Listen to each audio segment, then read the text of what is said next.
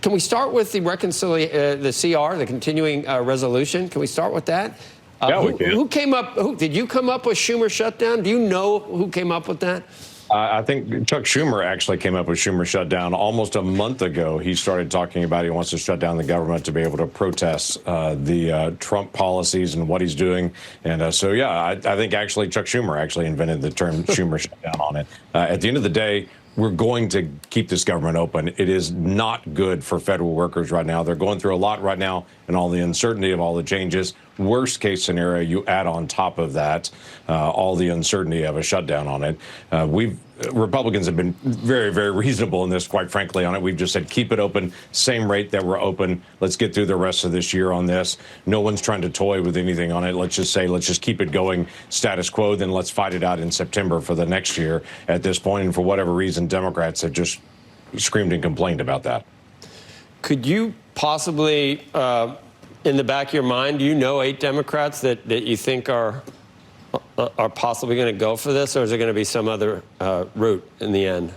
Everybody's going to have to make a decision on it right now. There's a couple of options Democrats have, and I get what they're trying to do. They're trying to use the leverage that they have to say, we're going to shut down the government if we don't get what we want. I get that. They're trying to use their sole bit of leverage.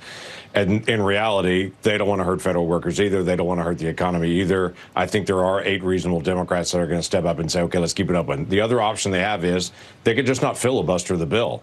This bill would pass with 51 votes, and Republicans are ready to be able to pass it as long as Democrats don't filibuster the procedural motions. The procedural motions take 60. Final passage take 51. So if Democrats just want to say, we're not going to filibuster it, we could still pass it on our own. So we'll see what actually happens. Is there a conversation about that happening, Senator? I could see that being more palatable to some senators than saying that you supported I've brought that up to several Democrats on this, and they have just said, hey, you can vote unanimously against it. If you want to just put your protest vote out there saying we want to shut down the government, just don't block us in the procedural motions. Just take us all the way to the last step on it, and then we'll all vote on it at that point, and they can lodge their complaint, understand.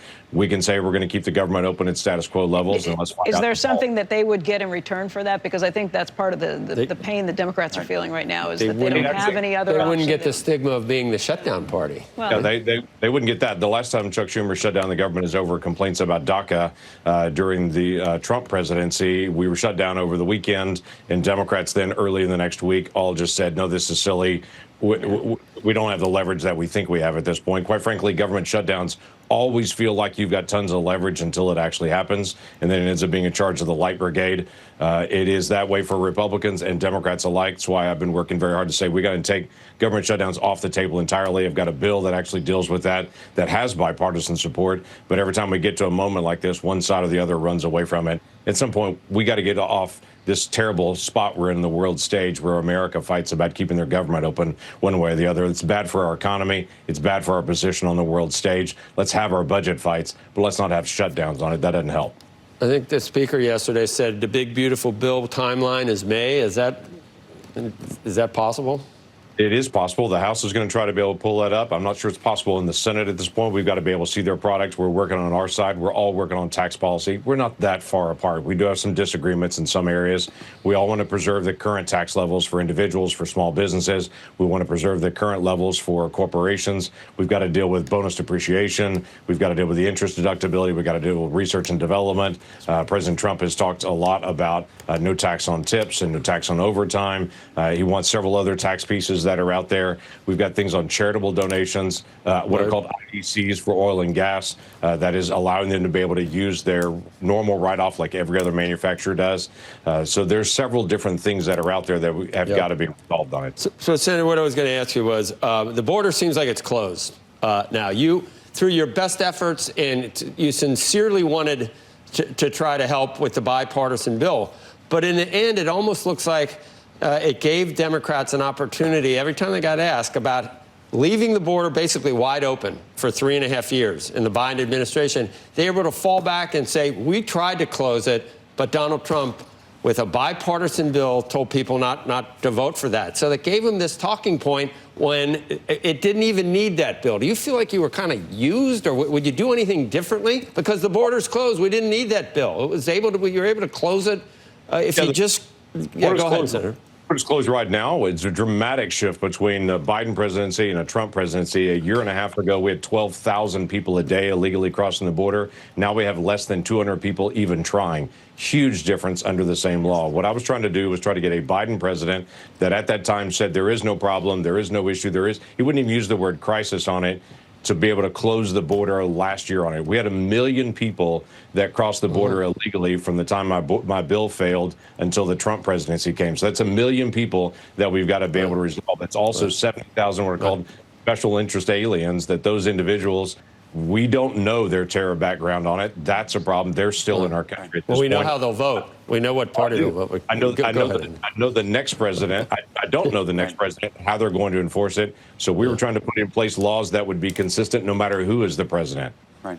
Hey, Senator, I have a DOGE question for you. There's a new report just out this morning that says that the DOGE group, which had been trying, I believe, publicly to show exactly what it was cutting on a daily basis and providing identifying information about it, has now limited that identifying information, which now makes it harder to actually track and see exactly what they're doing. Apparently, the White House has said that they are no longer providing those specific details for security purposes. Given the transparency that was pledged by the administration on this very issue, where do you stand? Yeah, we need as much transparency as we can, but we've also got to be able to protect personally identifiable information. We've got to also track what's happening with federal employees and to be able to protect them as well in the process. So more information is better because there's a lot of false information out there.